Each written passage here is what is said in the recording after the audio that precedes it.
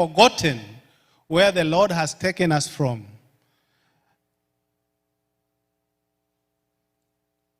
And that also reminded me of Matthew 10, verse 10, Matthew 10, verse 34. Matthew 10, verse 34.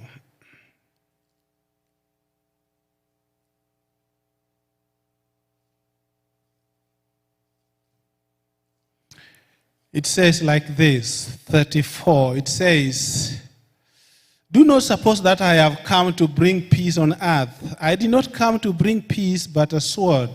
For I had come to turn a man against his father, a daughter against her mother, a daughter-in-law against her mother-in-law. A man's enemies will be the member of his own household. Anyone who loves their father or mother or their children or their family more than me is not a part of me."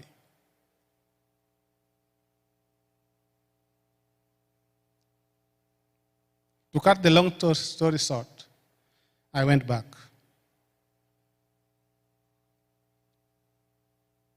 I separated with my family because we decided to leave my wife with the children, and then I went back. And I stayed in Kenya for 7 years.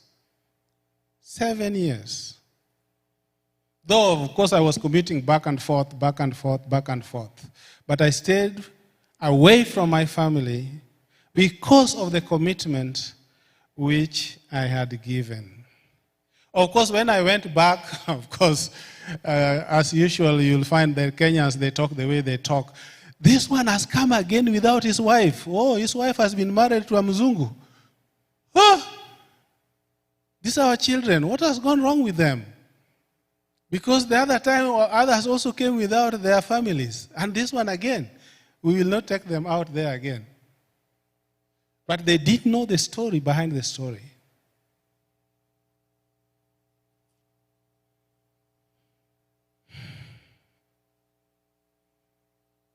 The Lord blessed the work in Baraton. And so I asked the Lord on my knees, I asked him, what next? Because I fulfilled what you told me to do. I started the department, I started the program. I left when I was a dean there.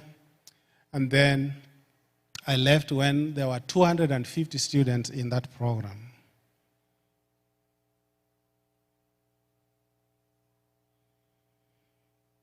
And so in between, I don't know how the Lord shaded the eyes of these immigration officers, because I would come and go and come and go. But the last moment I came, they say, "You mean you are on green card and you don't stay in this country?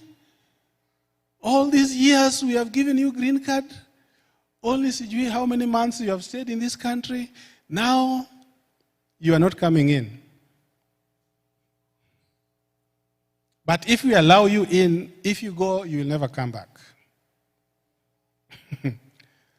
And so I came back. They allowed me in and started looking for a job in the US. It would not work. But in the end, I processed what is called a travel, I've forgotten the name, but travel document, something like that, which can extend your green card for some time.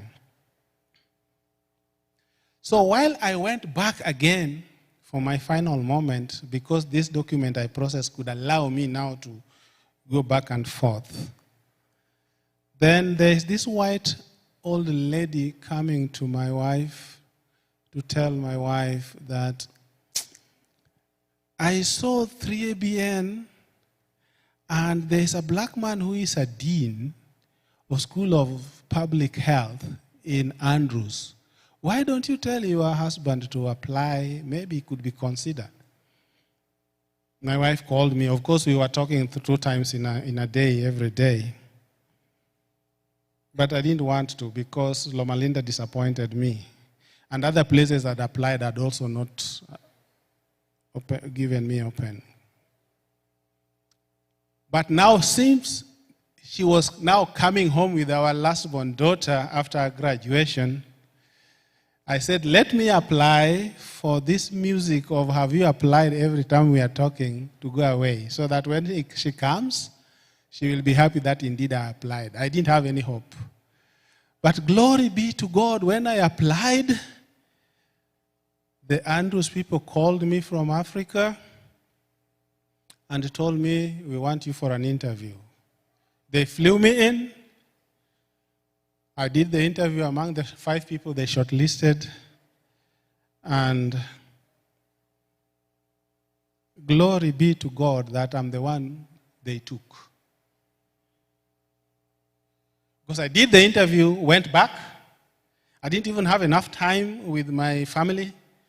Now, when I was on the way taking them to the airport to come back to America, then I received this call from the dean of the School of Public Health. And then he tells me that, are you Dixon Anjejo? Yes. Well, congratulations. I'm here to tell you that we have offered you a position you interviewed for. We are looking forward to having you, and we have offered you a container, but make sure you don't carry an elephant. You can carry anything else, but not an elephant. Who am I that I can come from Kenya to be a missionary in America? It is God and God alone. That's why I have to tell the world what God has done for me. It is not about me. It is about what God has done in my life. Because things are happening in a way that I didn't even program them. Nobody is there in a tall order to stand for me. But you just find that they are just falling in place. And so when I remembered all this, and I remembered what God has done, and with your persistence, I said I have to go. This is the background why I'm here. I said I cannot forget. As I come to conclusion over this matter, there are 3 things I want to tell you, which when I talk about, I feel like shedding tears. And I keep saying, had it not been God,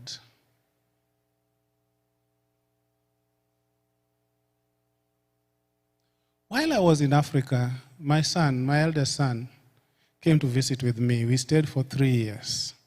No, for 3 weeks. And on the last day, when he was about to come back to the U.S., we went to bid bye to his grandmother. On our return to Baraton, I was driving in a rainy area. In fact, Aero Katito Road, Aero Kisi Road. I had just turned in Katito there and now heading to Aero. As we had picked speed, the front tire on my side busted. The car pulled me to the side of the opposite side. Thank God that there was no vehicle coming. But I never knew we were nearing a bridge because there was a river full of water there. How God carried this car and flew over the river to the other side of the bank, I cannot explain. How the car hit the bank of the other side of the river and never flipped into the river, I cannot explain. How the car hit the top, the soil, not the hard concrete of the bridge, I cannot explain. Because the car hit and turned and looked back where we came from. We walked out unharmed, but the car was written off. God and God alone. And while I'm still processing these things with the police, 2-3 days later, I get a call from California. The call indicated that my second born, Isaac, was involved in a very serious accident. Let me read you what the papers, it is there in the papers. It was there in the papers. Let me read to you what was written by the papers and the California Highway Patrol. It says over 1,600 customers in St. Helena, this is Napa, those who know where Napa is, were left without power early this morning when a single car accident on Silverado Trail wiped out a power post. The motorist, identified as Isaac Anjejo, that's my second born, he was 23 then, of Loma Linda, lost control of the car about 5:20 a.m. and struck a pole on the opposite side of the road. The impact caused lines to fall on the highway, and the area and the town was in darkness for over 7 hours.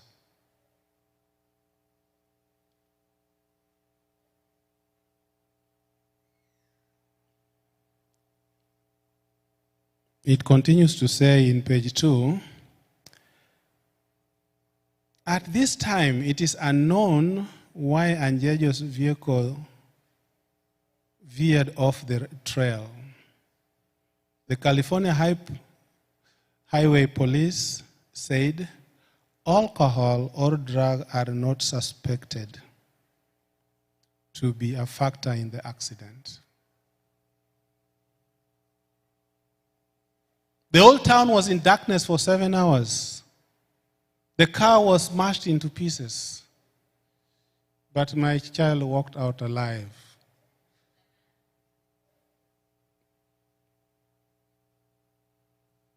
I become emotional when I remember this. Because had it not been God, my wife and my daughter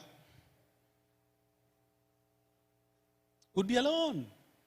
I would not be standing before you.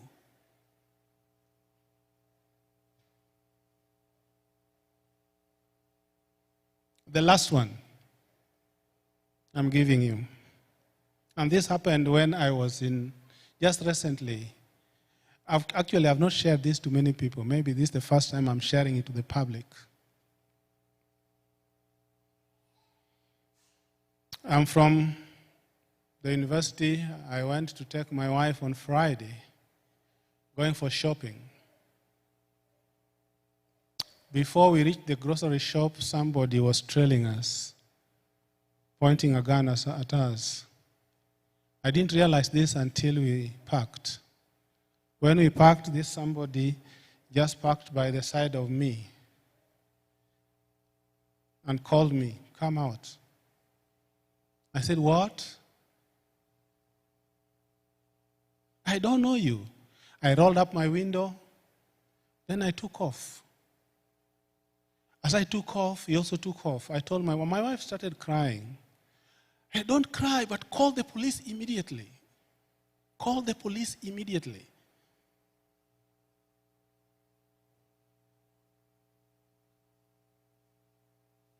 When we called the police, thank be to God, because we reached a point where there was a stoplight and it turned red, so all the vehicles in front and behind stopped.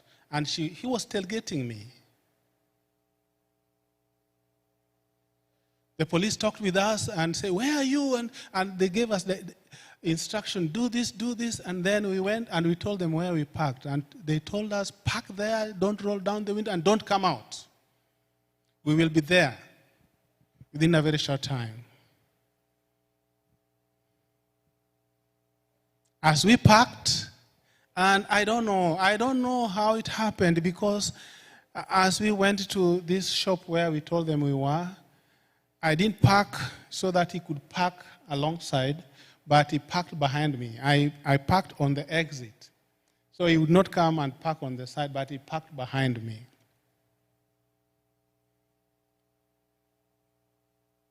I saw him roll down the window. But at that point, the police came. 2 vehicles cocked with their guns pointed at him. The Lord saved us. This is God in action. And that's why I have to tell the world. And that's why I have to serve my God, come what may. Whether I don't know how to preach, I will go. Wherever He sends me, I will go. And I'm sharing this because it is life and death. It is life and death. Minnesota, listen to me. Don't take your life for granted. God and God alone. I leave you with these words.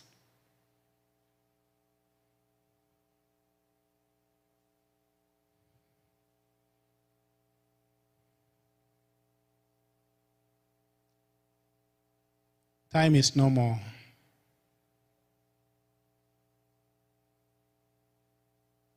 Think what the Lord has done for you and be ready to go wherever He sends you.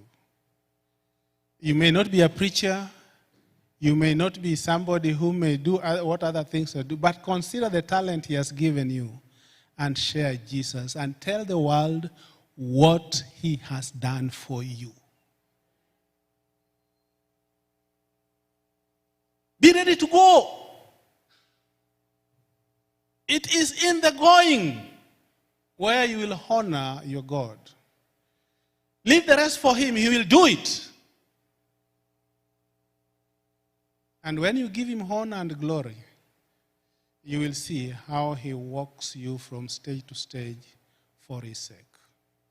And so call other people, because we want to share Jesus.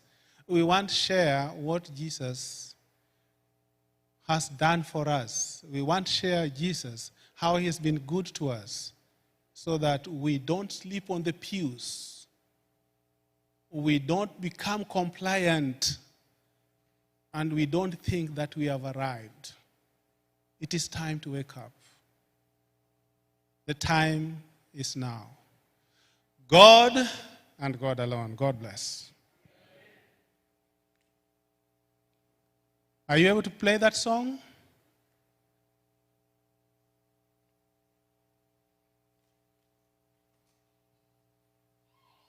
There's a song I wanted to play, but it's not working. See you tomorrow. Tomorrow, when I come tomorrow, I'll be talking about families. Don't miss out on this. Bring Moses, bring the young people, bring Okinamama. We want to talk intimate issues about families. Because you cannot go to testify if down here is rotten. We have to understand where we are. See you tomorrow.